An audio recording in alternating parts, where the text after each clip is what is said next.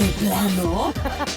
¡De pleno! De Pleno es un podcast de política donde resolverás tus dudas sobre lo que pasa en la Cámara de Diputados. ¿Sabes qué es una iniciativa? ¿Una reforma? No te preocupes. Nosotros te explicamos. Soy Melina Carmona. Y yo soy Mauricio Guerrero. Y junto a especialistas, políticos y personalidades te explicaremos todo lo que quieres saber.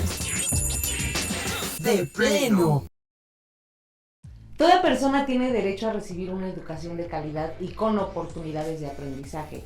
El derecho a la educación es sin duda uno de los más importantes y debe ser gratuita, al menos en lo referente a la enseñanza elemental. Ahora en esta administración de la Cuarta Transformación se implementó la nueva escuela mexicana, en donde el Estado, maestros y los padres son ejes rectores. Hola Mauricio, ¿cómo te va el día de hoy? Pues muy bien, la verdad es que justo estamos creo que en un tiempo clave en donde podremos ver qué cambios han surgido a través de este sexenio en el sistema educativo, qué es lo que hace falta, la importancia de generar una educación de calidad a estas generaciones venideras y sobre todo cuáles han sido las barreras, cuál ha sido lo que nos ha detenido y la importancia de una igualdad de acceso a la educación para todos y todas, que esto definitivamente lo ha implementado la 4T. Y para eso tenemos a una invitada especial el día de hoy. Pues el día de hoy tenemos a una invitada, ella es del Estado de México, cuenta con una maestría en Derecho Procesal Penal, gran defensora de los derechos, la educación, la salud y la justicia. Ha impulsado diversas iniciativas de gran importancia en esta administración y por supuesto para el país. Ella pertenece a las comisiones jurisdiccional, a la de Seguridad Ciudadana y a la de Transparencia y Anticorrupción. Y ella es la diputada Olimpia Girón Hernández. Diputada Olimpia, bienvenida a este podcast. Muchas gracias. Pues muchas gracias, compañeros. De verdad que innovar en estos ámbitos me parece importante, que la población comparta con todas y con todos nosotros lo que estamos haciendo aquí en la 65ª legislatura para todos ustedes. Diputada, cuando hablamos de educación nos enfocamos o nos viene a la mente el Poder Ejecutivo y el Legislativo y por supuesto la justicia, ¿no? Y el judicial. Y el judicial. Así es. Porque son los quienes se encargan de elaborar, de coordinar y de implementar pues todo labor de la educación de... Sí, ¿qué importancia tiene que la ciudadanía entienda que el Poder Ejecutivo pues establece políticas públicas? ¿Cómo lo legitimamos? Votando por el Poder Ejecutivo. El Poder Legislativo hace normatividad, leyes federales y generales en el ámbito federal, estatales en el ámbito estatal y también está el Cabildo para los municipios. Y está aquí el otro poder, el Poder Judicial, el cual pues no se legitima por medio de una votación directa, sino indirecta. Y todos ellos contribuyen al ambiente de la sociedad en diversos ámbitos. ¿De qué hablamos con el Poder Ejecutivo? Pues cómo establece las políticas públicas. Nosotros votamos y decidimos que un partido político nos represente en este ámbito. Y él es el encargado de establecer estas políticas públicas encaminadas, obviamente, con un plan nacional que nos presenta a nosotros los legisladores y que también aprobamos. Y en ese sentido, el Ejecutivo establece diversas políticas públicas, como es en el tema de educación. Ahora, diputada, sabemos que en el 2019 pues surgió esta reforma educativa, la cual ustedes votaron aquí en el Congreso, y saber cuáles eran las prioridades, las principales en las que ustedes se enfocaron inmediatamente, que decían, esto es a lo que tenemos que ir inmediato. Sí, yo creo que esta nueva escuela mexicana va enfocada precisamente en 3 aspectos importantes. Primero, el entorno escolar. ¿Cómo avanza un alumno? El entorno familiar y a su vez cómo participa en la comunidad. Estos 3 ejes de la nueva escuela mexicana son fundamentales para entender lo que es esta planeación actual. Se habla precisamente de que el alumno entre en una dinámica de planteamientos de problemas y a su vez, por diversos sistemas, aprenda diversas materias. Antes existían planes de estudio en donde teníamos materias, matemáticas, geografía, historia. Y el tema central de todo esto es que ahora nos dicen no va a haber como tal una especificidad de matemáticas, lo cual no implica que no se impartan las matemáticas.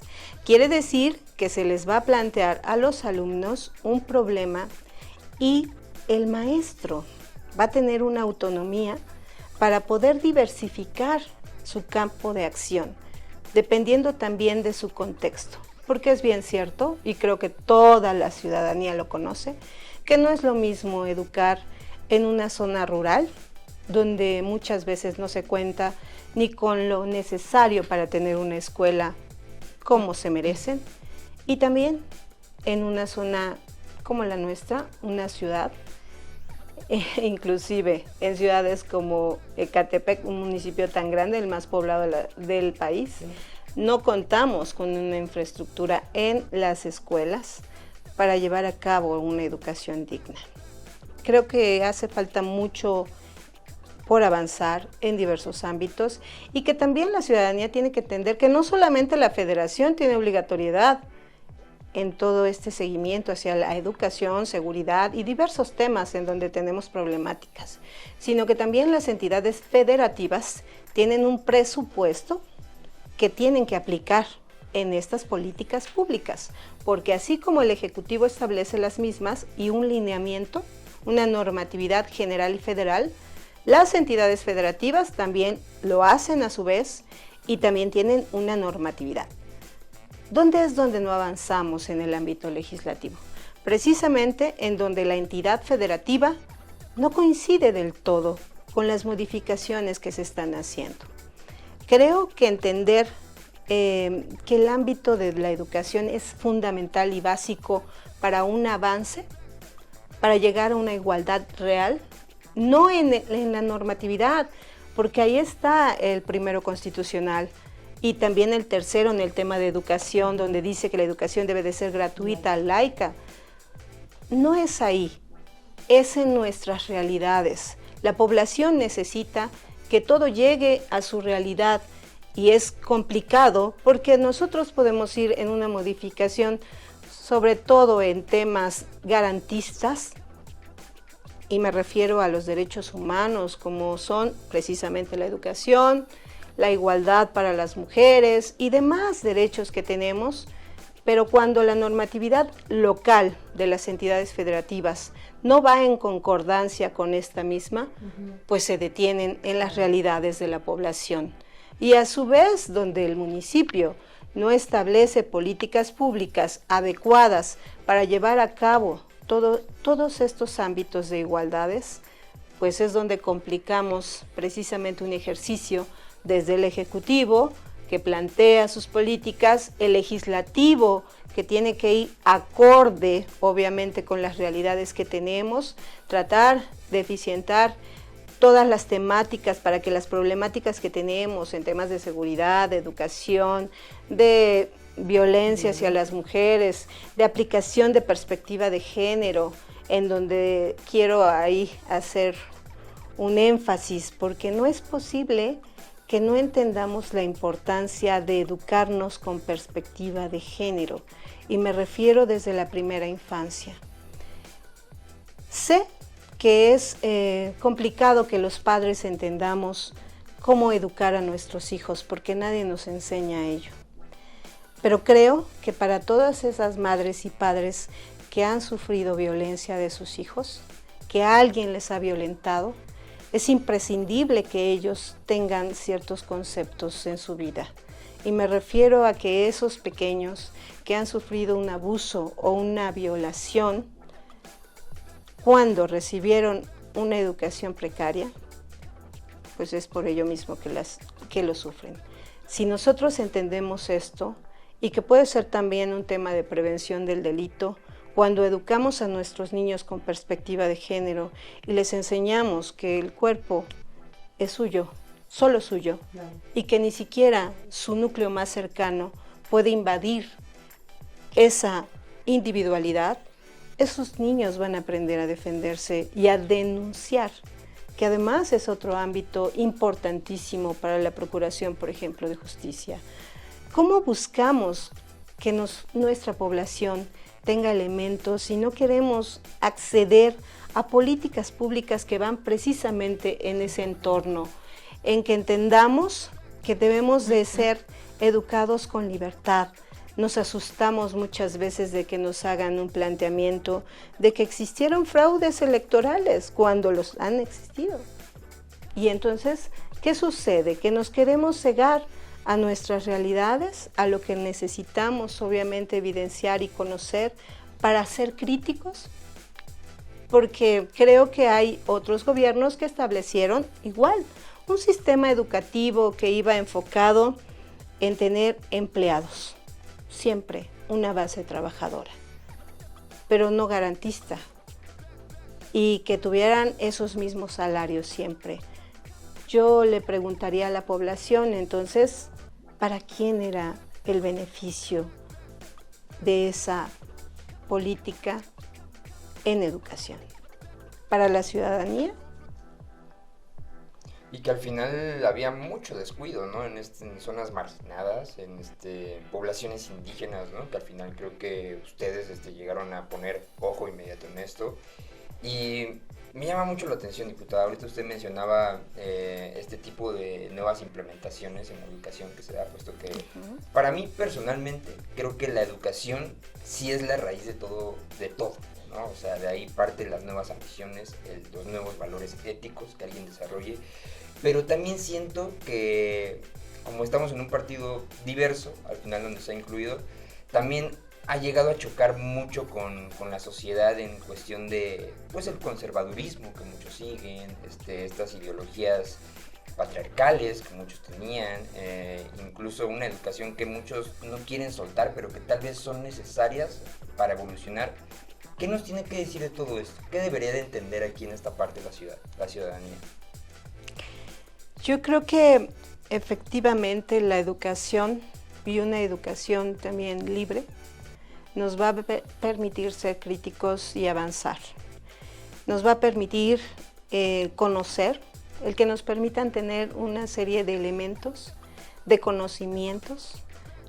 Nos va a permitir precisamente tener elementos para poder ser cada vez más libres. Esa libertad se va a ejercer en todos los ámbitos, no únicamente en el ámbito político, en donde sin duda alguna los gobiernos que vienen y establecen políticas públicas lo hacen con miras a un plan nacional que presentaron. Por supuesto que sí, pero eso no implica que la población no sea inteligente y no sea crítica. A mí me extraña. Si analizamos hacia dónde va la nueva escuela mexicana, bueno, pues está basado, por ejemplo, en una escuela como Montessori, de la cual se tiene conocimiento desde hace mucho tiempo, pero que ha sido implementado en la iniciativa privada. Entonces, ¿cuál es el temor?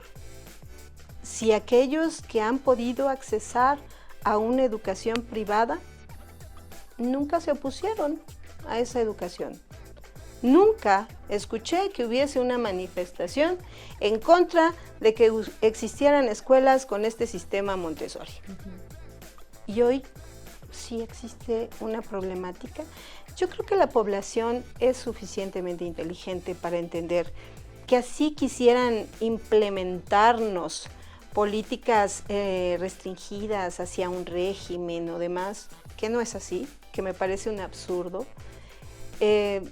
Pues la población es muy inteligente. Aquí estamos nosotros, que somos muestra de ello.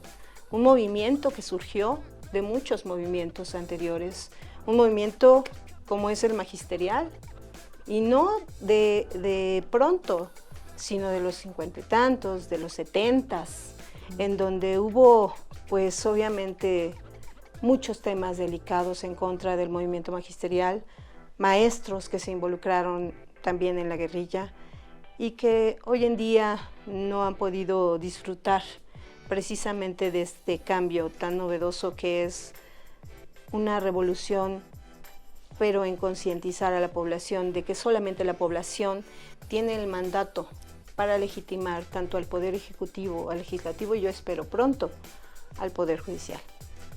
Y digo, no es un secreto, diputada, que la educación evoluciona en todos los ámbitos día con día. y lo que quieren también es acabar como con los viejos o las viejas enseñanzas educativas, ¿no? Con todo esto que nos dice de la nueva escuela, sí va a cumplir con todo eso, o sea, porque también hay escuelas que quedan, no sé, como decían, situaciones rurales, ¿no? Escuelas que quedan muy lejos y hay gente que ya pues no manda a sus hijos porque queda lejos, porque no tienen dinero para enviarlos. Y aunado a lo de la pandemia, pues si a lo mejor en México había 4 millones de niños y niñas que no estudian, pues se incrementó con este lado de la pandemia, ¿no? Ahí cómo van a rescatar todo ese rezago que se hizo en ese periodo, que fueron como 2 años, ¿no? Sí, y que sin duda alguna ha pegado en todos los ámbitos. La pandemia, por supuesto, que sabemos que es un caso fortuito, que nadie esperaba, Sí. que no existe obviamente un antecedente pronto en donde algún gobierno tenga todo medido para el tema, porque obviamente es un caso en que no se cuenta la varita mágica y dice que no así, se cuenta Sí. exactamente con todos los elementos para poder resolver de manera pronta. Claro. Inclusive ahí está el tema, por ejemplo, de la vacuna, ¿no? Y en el tema de educación, sin duda para los profesores que tenían un sistema completamente distinto, ¿no? De acercamiento, Sí. que se perdió. El análisis que permitía el ver al profesor dándonos una clase, explicándonos o inclusive como alumnos poder preguntar, cuestionar, ver la cara del profesor, todo lo que implica una clase.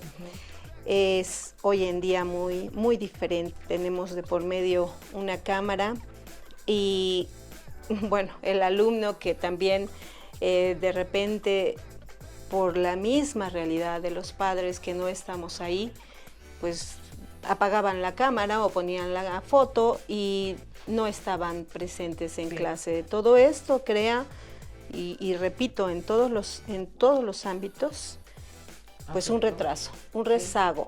Pero también pues son áreas de oportunidad. Yo veo hoy que los profesores y muchos profesores de años, de carrera, pues han implementado diferentes técnicas y metodologías. Precisamente hoy en día se preparan más, se capacitan. Hoy ya ven qué tan importante es el YouTube, que nos da inclusive clases y nos dicen cómo utilizar una cámara, bajar aplicaciones para poderles proporcionar a los alumnos precisamente otras metodologías y que ellos también tengan esta habilidad para entretenerse en la clase. Y creo que el profesorado que tenemos es tan complejo y por la experiencia, por el ámbito que yo he conocido, porque mis padres fueron profesores, una de primaria y otro de secundaria, conozco lo difícil que viven los profesores porque se contagian de las realidades de nuestra población. Ello implica que los profesores tienen la capacidad para brincar estos rezagos y también todas las barreras que se puedan presentar en diferentes ámbitos y en diferentes momentos. Creo que es un proceso, no se puede dar de un día para otro. Y escuchaba yo precisamente a Manuel Gil, que dice que por qué tanta prontitud. Yo le diría que no hay prontitud en esta implementación, que inclusive se detuvo porque hubo obviamente amparos diversos, y por eso es que no se ha implementado este nuevo sistema, y que si nos detenemos cada vez más a pensar si es apto o no el profesor para implementarlo, pues no sé cuándo podamos hacerlo. Tenemos, por ejemplo, el nuevo sistema de justicia penal, que tardó años en implementarse, que se preparó a los jueces, a los agentes del Ministerio Público, a diversos servidores públicos, y no ha resultado lo que esperábamos, porque yo no escucho que la población esté satisfecha con un sistema de justicia penal y que la tengan pronta y expedita. Entonces, creo yo que lo que tendríamos que hacer es ayudar, sin duda alguna, creo que puede haber áreas de oportunidad que también creo que los maestros van a tener la capacidad para ir adaptando la forma en que van a educar a sus alumnos. Por eso es tan importante la capacidad del profesor. Sin duda tiene que ir acompañado. La Secretaría de Educación Pública tiene que ir buscando también capacitar. Sí, claro. La capacitación siempre debe de existir, debe ser continua, pero los profesores siempre han tenido capacitación. Yo no sé si no lo sepan, pero bueno, precisamente porque escuchaba yo a mi madre, vamos a tener un curso, vamos a tener otro curso, vamos a tener un examen, y se creó la carrera magisterial, y por lo menos yo veía a una madre que inclusive dejaba a los hijos por ir a estudiar y prepararse cada vez más para precisamente ser muy responsable en la impartición de la educación. Y creo que los profesores siempre nos han demostrado, porque yo he tenido muy pocas experiencias, mi experiencia en la educación siempre fue en educación pública, y afortunadamente los profesores me enseñaron siempre a hacer crítica, siempre me dieron una apertura. Así como hubo maestros muy eficientes, también hubo otros no tantos, pero eso también te motiva como alumno a ir buscando respuestas. Y los alumnos, y más los de provincia, porque yo he visto, y antes que hacían un concentrado de alumnos de todo el país, de entidades federativas, aquí con el presidente de la República, había muchos alumnos de zonas rurales que se esforzaban enormemente por pertenecer a ese pequeño y selecto grupo y poder tener ese reconocimiento a su esfuerzo. No me cabe la menor duda de que es un área de oportunidad, de que tiene que buscarse la metodología, la implementación adecuada, pero creo que es un buen sistema que debe de incorporarse ya a la realidad de nuestra escuela, y que debemos de ir alentando a que cada vez más se esfuerce la Secretaría de Educación Pública por tener tanto infraestructura como capacitación para los maestros. Y puedo hablar, por ejemplo, de uno de los programas federales que es La Escuela es Nuestra. Ese programa permite que la escuela pueda tener un importe no muy grande, pero es un ejercicio entre comunidad y el sistema educativo. Se conforma de un comité de padres de familia y de los directivos de la escuela. Ellos deciden en qué gastar este pequeño presupuesto, pero además pueden invitar a los propios padres de familia, a la comunidad, para que ayuden, ¿sí? Si tienen plomeros, dependiendo del ámbito a donde quieran gastar ese recurso, y se incorporan. ¿Quién es mejor que la propia comunidad? Que saben cómo está la situación. Lo que necesitan, ¿no? Pero además para sus hijos. Claro. ¿No? Entonces nosotros como padres, ¿qué buscamos? Pues que nuestros propios hijos tengan un ambiente mejor.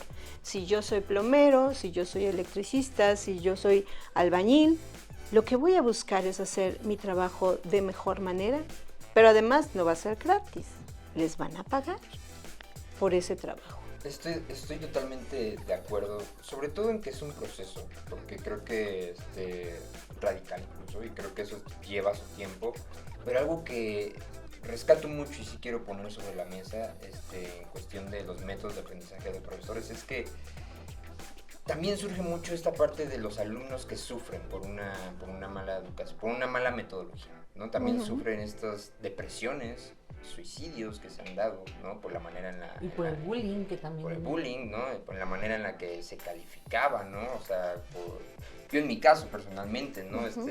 Mi manera de aprender como que me calificara nada más como con un papel y así, pues podría interferir, ¿no? En mis aptitudes o habilidades. ¿De qué forma ahorita entonces Tengo entendido que en la reforma educativa hubo un método que se les proporcionaba a los profesores de evaluación de forma anual. No sé si estoy en lo correcto. Si es así, ¿de qué forma se les está evaluando para que se lleve a consideración todo esto? A los profesores.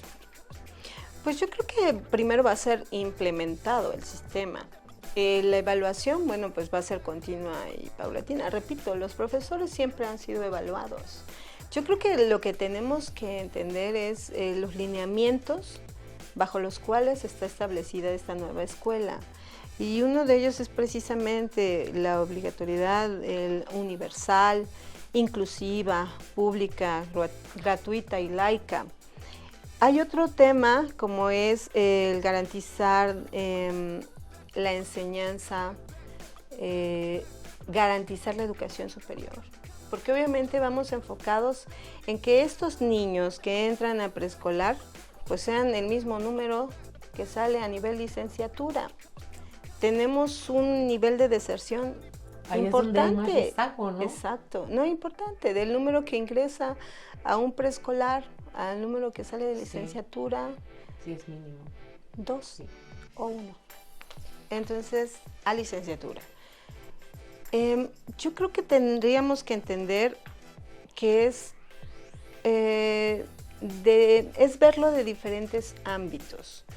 ¿Cómo vamos a buscar que el alumno tenga este aspecto de competitividad y de llegar a concluir su estudio si no tiene los elementos económicos para poder accesar a ello?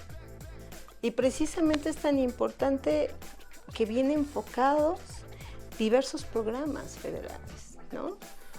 Podemos hablar, como lo dije, de la escuela es nuestra, pero podemos hablar también de las becas Benito Juárez, que precisamente son focalizadas a estas escuelas donde tienen mayor precariedad. Y les da otra formación. Que además no es de que el alumno sea de excelencia, porque ya ahí también estamos haciendo una distinción.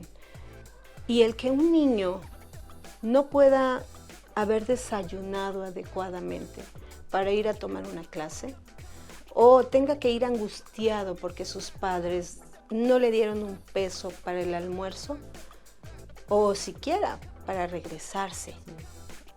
Entender todas estas realidades que vive la población pues implica que no podemos tratar a los niños de una forma desigual, porque no tenemos, precisamente no somos magos, para identificar quién sí lo necesita y quién no. El número de población es impresionante, escolarizado. Y entonces, ¿qué vamos a hacer? Pues precisamente una beca que sea generalizada para todos esos alumnos. Y sabemos que la población lo entiende. ¿Por qué atender primero a esos sectores que requieren más y en todos los ámbitos? ¿Por qué allegar escuelas adecuadas precisamente a todos esos ámbitos rurales donde no había escuelas? ¿Por qué atender primero a un sector como es toda la zona sur y acercar obras o carreteras eficientes? Porque esos niños caminan mucho, porque esos niños tienen un largo trayecto y es muy desafortunado. Yo viajaba de Ciudad Azteca a Ciudad Universitaria. Sé lo que implica hacer un esfuerzo para mantenerse como alumna de estas instituciones, y también tuve compañeros que no tenían ni para el alimento. Y entonces entender esto, que hasta dentro de nuestra situación, estar en una escuela pública, pues también hay diferencias. Y tendríamos que entender como sociedad, precisamente por eso hablamos de escuela, de familia y de comunidad, de ser fraternos. Y tener la inclusión conforme. Y entender que si nosotros abrazamos a nuestros y nuestros compañeros que tienen una precariedad mucho más que la nuestra, pues eso va a permitir precisamente que estos hombres y mujeres alcancen lo mismo que nosotros podemos obtener. Esa es igualdad. Eso es precisamente lo que busca este proyecto y que va enfocado en que todos tengamos el mismo ámbito de educación y que esta educación nos permita tener un ámbito económico para salir adelante. En ese mismo sentido, ¿no? Que tengamos las mismas oportunidades, de eso se trata. Creo que es lo que todo mundo nos ha prometido. Yo siempre escuchaba a tantos políticos y decían, bueno, pues ahora vamos a tener, no sé, por ejemplo, en el periodo anterior decían aprender a aprender. Y yo no escuché que alguien hiciera escándalo por los libros de texto que presentaron. ¿No? Sí. Pues respecto a esto de los libros de texto, la audiencia pues está muy interesada en el tema que íbamos a tratar hoy y nos lanzaron algunas preguntas. Bien. Que queremos saber si nos las puede... Vamos con la primera. Que nos las pueda resolver.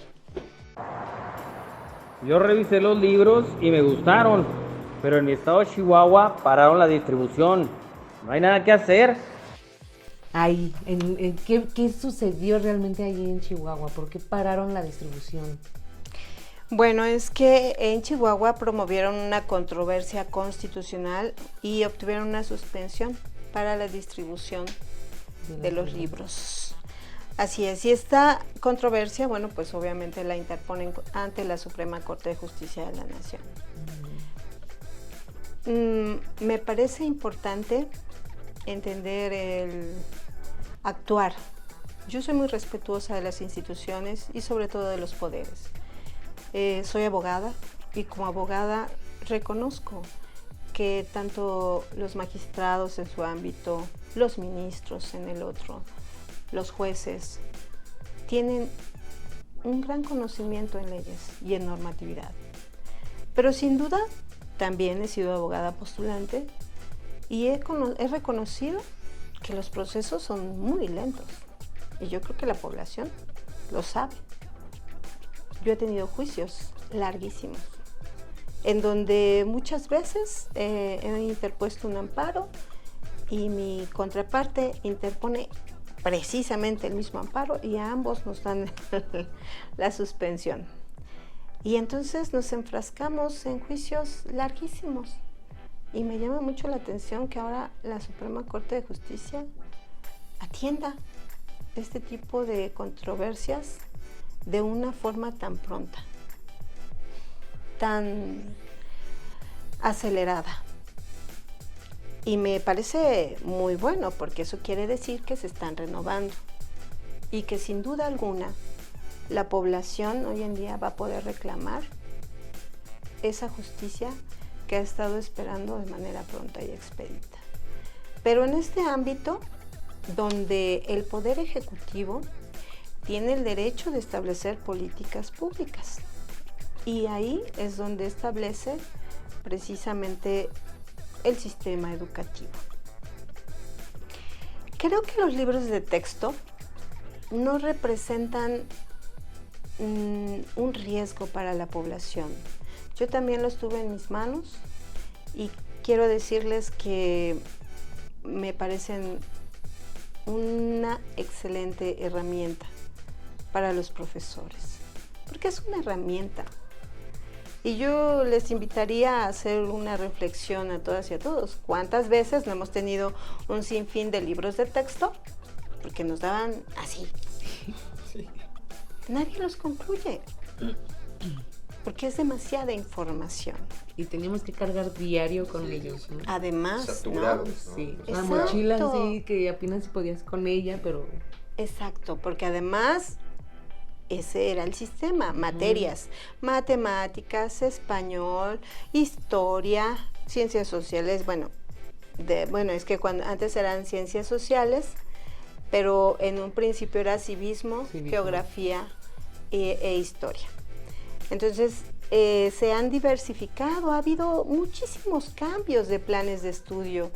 ¿Por qué no darle la oportunidad a este sistema educativo y reconocerlo.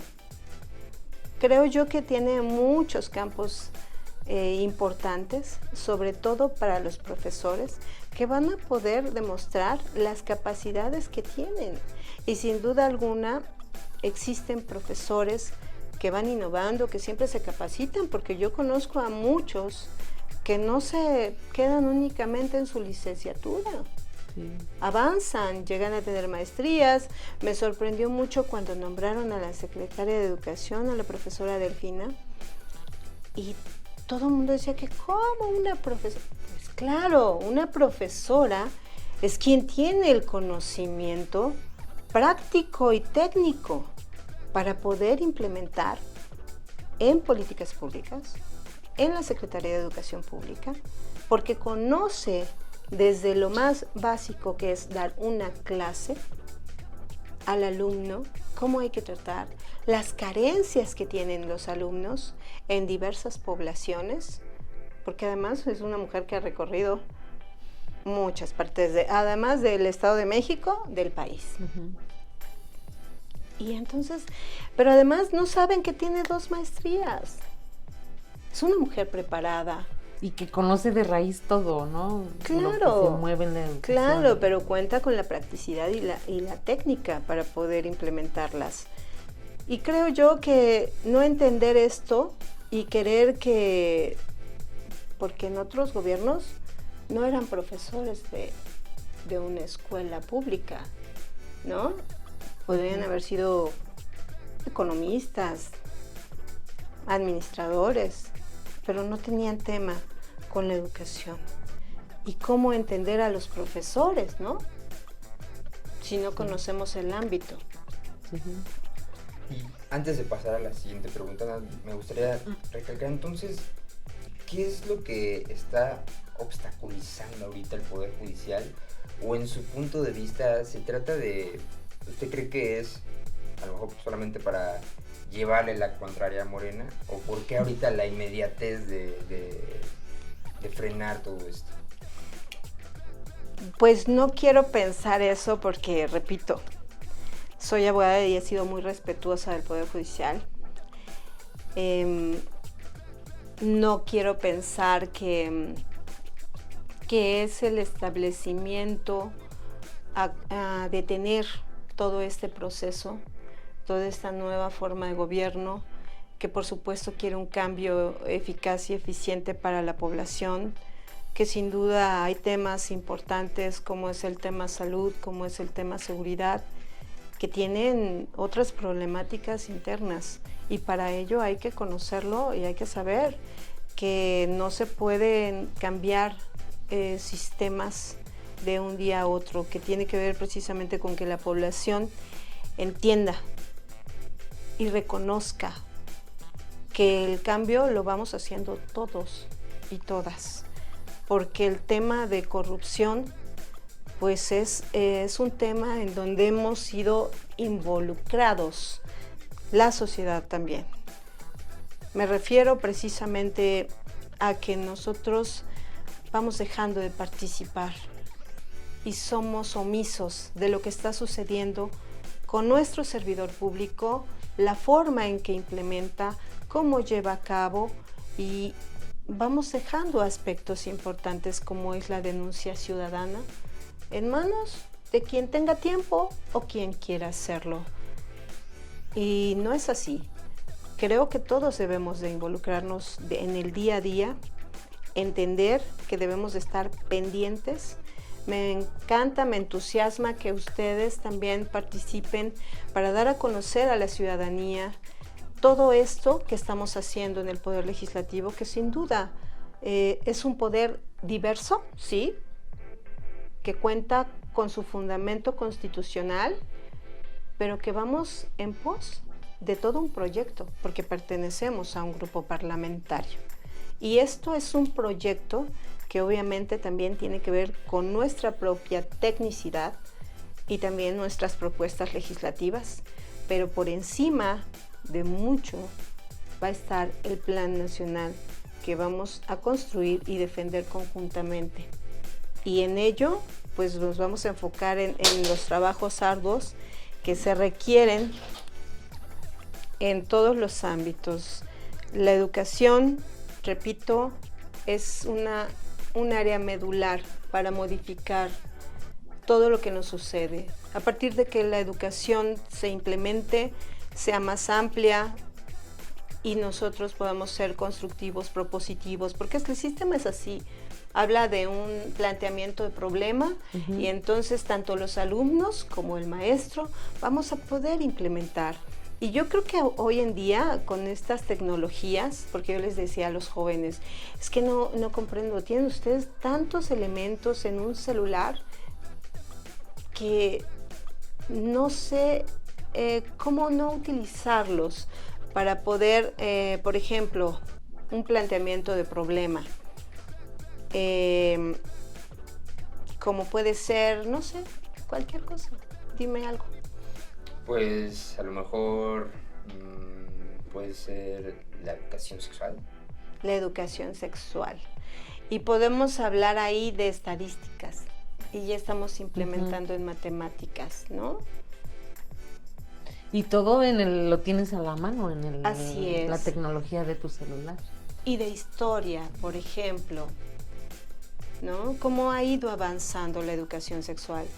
¿Qué tan necesaria es? Y podemos hablar de biología, ¿no? De conocimiento de la fisiología de nuestro cuerpo y inclusive de civismo, la parte más importante, y que quitaron, porque en el plan anterior ya no existía el civismo. ¿Y qué tan importantes son precisamente los valores, ¿no? El respeto.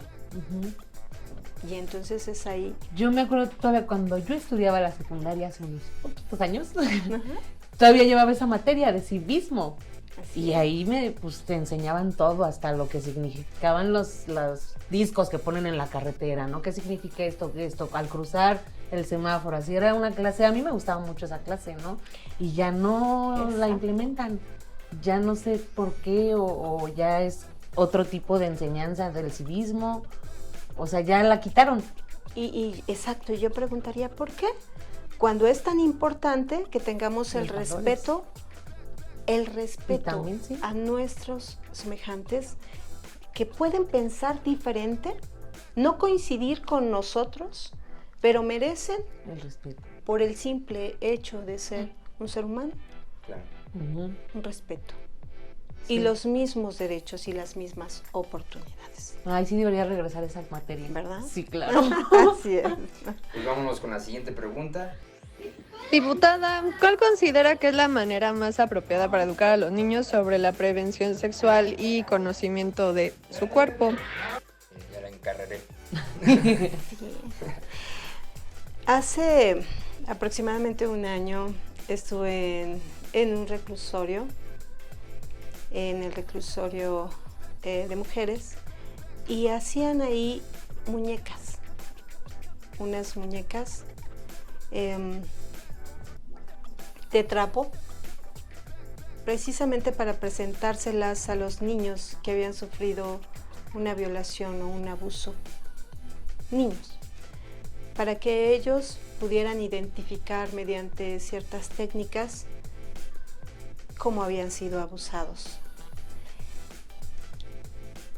Yo creo que si le enseñamos a temprana edad a un niño a que su cuerpo, a amarse, a quererse, por supuesto que los pedagogos, los profesores de preescolar son los más capacitados para establecer técnicas de sensibilización hacia el niño, de cómo reconocer su cuerpo y defenderlo. Ese es algo que tiene que ser también propuesto por criminólogos, sin duda, y por victimólogos, porque hay dos áreas en ese ámbito. Y sin duda alguna tiene que ser de una manera sutil, delicada, propuesta adecuadamente para estos menores, pero debe de ser ya, porque no podemos permitir que esto avance, que el día de mañana tengan que ser adultos que identifiquen que en su momento fueron violentados, abusados o violados No podemos seguir permitiendo que esto suceda. Por eso es que yo les invito a los padres a que entendamos que por supuesto que debe de haber apertura. De una forma delicada, de una forma técnica adecuada, sí, establecida por expertos en diversas áreas, pero debe de ser ya. No podemos estar cegados a las realidades que existen. Y yo creo que toda esa población que ha sufrido en algún momento algún abuso comparte este punto de vista, en donde más vale atender de raíz y no esperar a que sigan sucediendo este tipo de delitos. Claro, porque muchos menores son violentados desde chiquititos, ¿no? Y no saben cómo reaccionar, no saben qué hacer, o los papás tampoco. O se espantan los papás, Claro. ¿no? O dicen, no, o si les tocas algún tema de sexualidad en temprana edad, pues se espantan, hasta los mismos papás dicen, no estás en edad para saberlo, ¿no? O no tienes edad para estar en, no sé, ¿no? Entonces ahí es donde también los papás o desde el entorno familiar se debe también de implementar eso, ¿no? O sea, que se quiten de esos mitos o eso, no sé, esos pensamientos que Los padres al final a veces les afectamos en vez de ayudarles, ¿no? Y yo creo que también reconocer nuestras realidades, por ejemplo, en lo que es el embarazo a temprana edad, pues está sucediendo entre los 11 y 13 años. Sí. Increíble. Sí, entonces esas son nuestras realidades. Y si no tomamos en cuenta todo esto que sucede y buscamos la forma de implementar precisamente elementos, técnicas adecuadas, pues veo muy complicado que avancemos, ¿no? ¿Cómo vamos a seguir pues atendiendo temas delincuenciales cuando podemos hablar de prevención? Y eso es prevención hacia estos delitos. El decirle a un niño que puede pedir ayuda, ¿no? Porque es un menor. Y desafortunadamente es en el núcleo familiar donde ocurren este tipo de delitos de manera frecuente. No únicamente ahí, claro, pero de manera frecuente en el núcleo familiar. Híjole, diputada, yo creo que este es un tema que se puede atacar desde distintas partes. Nos podríamos llevar aquí todo el día, pero... O 3 capítulos más, tal vez. Sí. Pero bueno, vamos un poco más como avanzando a la conclusión. Con todo este proceso que al final la Cuarta Transformación está ofreciendo a la ciudadanía, a México, ¿qué es lo que usted le pediría a los mexicanos y mexicanas que lograran entender o poner a prueba en este nuevo proceso educativo? Pues yo les pediría a todas las mexicanas y mexicanos que primero se den la oportunidad de conocer el sistema educativo que está proponiendo el gobierno federal, los propios libros, hay que revisarlos, hay que hojearlos, para darse cuenta pues que todo esto que nos dicen en ciertos medios no es así. Que sin duda alguna hay áreas de oportunidad, por supuesto, seamos propositivos. Como padres de familia, acerquémonos a los maestros, compartamos con ellos esos temas, porque además dicen que no hubo foros. Claro que sí, nuestros maestros estaban en consejo cada fin de mes, viernes de cada fin de mes. Inclusive los niños no iban a clases porque tenían los profesores consejos. En esos consejos, a nivel nacional, se estuvieron discutiendo todos estos temas, donde los profesores propusieron. Y creo que tenemos que entender que hay elementos que podemos implementar en nuestro día a día. Nuestras realidades son diversas. No es lo mismo una Ciudad de México que una zona rural de Chiapas, de Oaxaca, en donde también hay temas de nuestros pueblos originarios. en donde obviamente no van a coincidir del todo en ciertos temas, de igualdad, por ejemplo, de las mujeres. Eso es lo que tenemos que ir entendiendo, que la sociedad se tiene que involucrar y que tiene que pugnar por esa igualdad en las realidades, que merecemos, hombres y mujeres, los mismos derechos, ejercer nuestros derechos de la misma forma. Y eso solamente puede llegar cuando la ciudadanía se involucre en todos estos temas.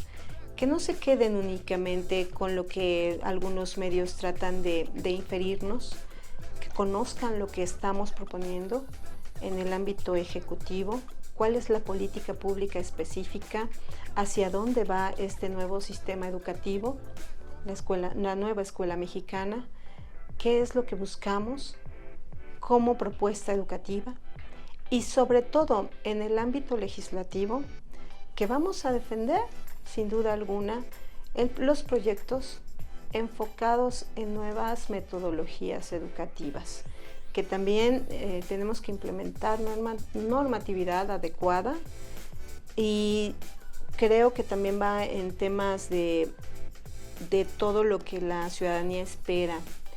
En temas hablan que estoy en la Comisión de Transparencia, precisamente en todo lo que tiene que ser de esa manera eficaz y eficiente en las políticas públicas que se establecen, los recursos cómo bajan, cuánto presupuesto, porque bueno, pues estamos hablando de más de 7,000 millones de pesos que antes parte de ese presupuesto se destinaba a empresas privadas que hacían los libros de texto. Entonces hay que investigar más. Yo le pediría a la población que se vuelva más crítica, que analice la información que nos dan, que no se queden únicamente con lo que nosotros decimos, sino que sean muchísimo más perspicaces. Y sin duda alguna la población lo es.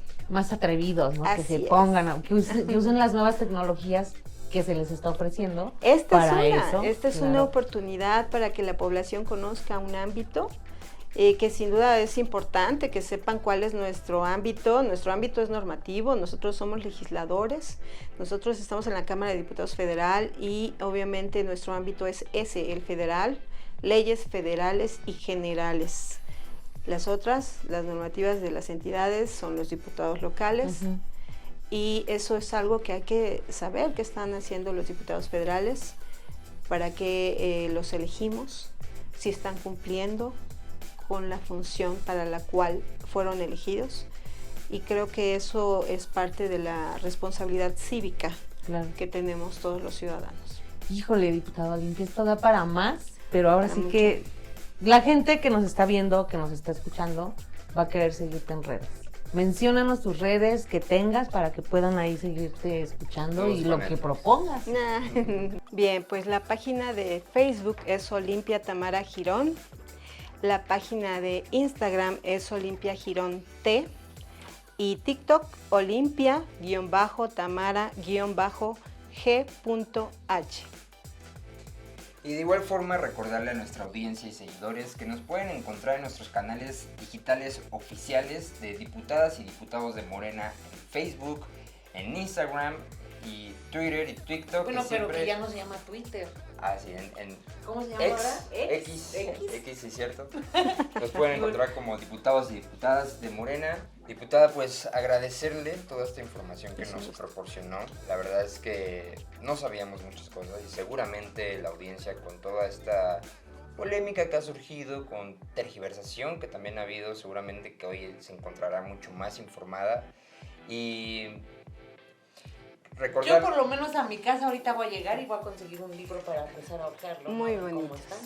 Pero agradecemos mucho que hayas estado aquí. Este es tu programa, este es tu podcast. Yo creo que nos va a dar para uno más. Muchas gracias. Entonces, este es el programa y esto fue... De pleno. ¿De plano? De pleno. De Pleno es un podcast de política donde resolverás tus dudas sobre lo que pasa en la Cámara de Diputados. ¿Sabes qué es una iniciativa? ¿Una reforma? No te preocupes. Nosotros te explicamos. Soy Melina Carmona. Y yo soy Mauricio Guerrero. Y junto a especialistas Políticos y personalidades te explicaremos todo lo que quieres saber. de pleno.